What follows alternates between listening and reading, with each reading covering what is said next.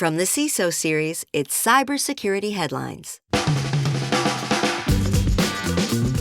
These are the cybersecurity headlines for Friday, August 14th, 2026.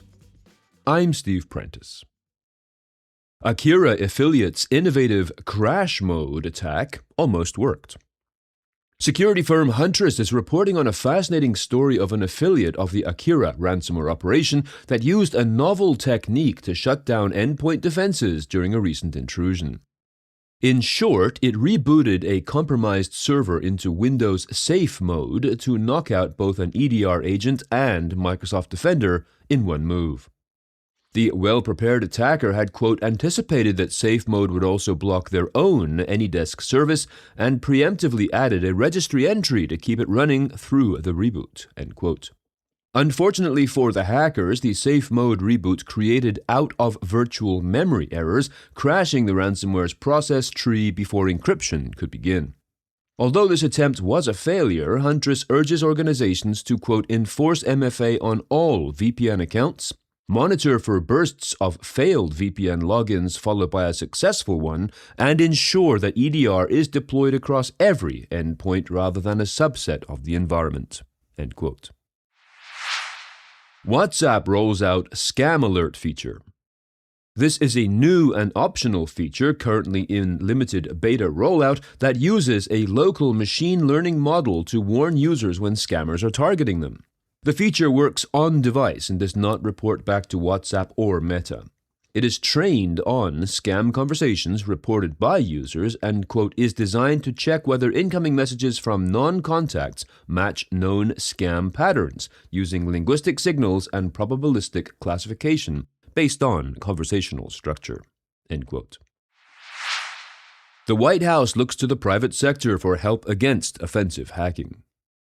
On Wednesday, the president signed a national security memorandum that sets the stage for private sector companies to, quote, take a larger role in helping law enforcement carry out offensive hacking operations against transnational criminal organizations, otherwise known as TCOs, end quote.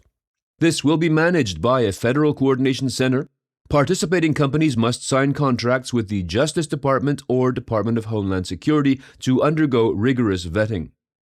This arrangement would also allow participating companies to sign commercial agreements with other private sector entities to receive threat information.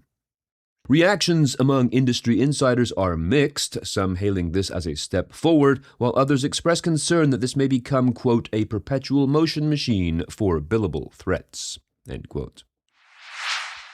Taiwan says it was hit by abnormal AI-assisted cyber attack. Described as a first-of-its-kind breach, the country's Ministry of Digital Affairs said the abnormal attack targeting government agencies began on July 20th. According to Israeli AI company Dream, which detected the intrusion, the attackers, quote, used open-source AI agents to build an autonomous hacking tool that behaved like a coordinated cyber team, end quote. The tool apparently compromised at least 85 government user accounts, extracting more than 2,500 personnel records before expanding the attack to Taiwan's Nuclear Safety Agency and at least 7 energy companies, end quote. The finger of suspicion is unofficially pointing towards Beijing, which has also been ramping up military and political pressure on Taiwan to force Taipei to accept its claims of sovereignty, but neither Taiwan nor Dream have made concrete accusations. Huge thanks to our sponsor, ThreatLocker. AI risk does not only come from attackers. Employees are adopting AI tools faster than many organizations can evaluate them. Today's tip: an AI policy should be backed by enforceable controls over what tools can access and do.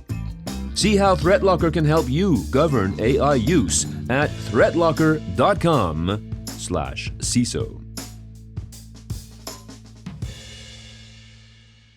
Another massive Patch Tuesday thanks to AI bug discoveries.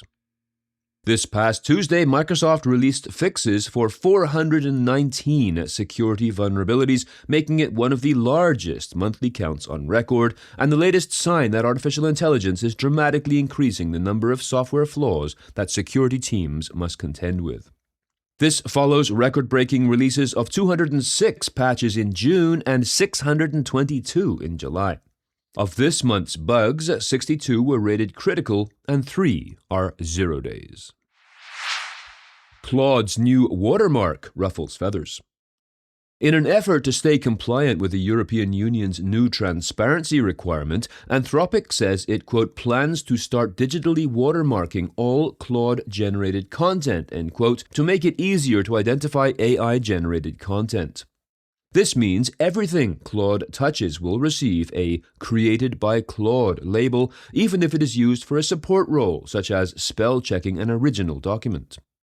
Some observers feel this will, quote, lead to lots of human-created work getting attributed entirely to an LLM, especially because most employees are strongly encouraged to use AI, end quote. OpenAI and Google have also committed to the EU's transparency rules, so they too might establish similar policies. City forum attacks target Salesforce and ServiceNow portals. This ongoing data theft campaign, spelled city-forum, quote, uses custom tools to steal data exposed to anonymous users through Salesforce Experience Cloud and ServiceNow customer portals, end quote. According to the SaaS security firm RECO, that is R-E-C-O, the attack originates from a single server that has targeted multiple organizations worldwide, including telecommunications companies, banks and financial services firms, enterprise software vendors, security and data privacy companies, and public sector portals. This is an ongoing attack, and RECO says the activity is continuing to increase. The attack is named after the domain that is associated to its source IP address. The attacks are not exploiting a vulnerability in Salesforce or ServiceNow, but instead steal data that organizations have mistakenly exposed to unauthenticated guest users through overly permissive sharing rules, permissions, or portal configurations. Microsoft merges consumer and business Copilot apps in advance of Super App rollout. This move reflects Microsoft's intention to better compete with ChatGPT, Gemini, and Claude by turning its workplace technology and cloud infrastructure legacy into a position of strength with AI apps and agents. Described as the Copilot unification and announced yesterday, Thursday, the company says some users will see some changes, such as the name Microsoft 365 Copilot being referred to simply as Microsoft Copilot, with a new icon and a new web address. A larger shift will occur toward the end of September when Copilot Chat, AI coding, co-work, and new autopilot agents will be merged into a single app. If you have some thoughts on the news from today or about this show in general, please be sure to reach out to us at feedback@cisoseries.com. We would love to hear from you.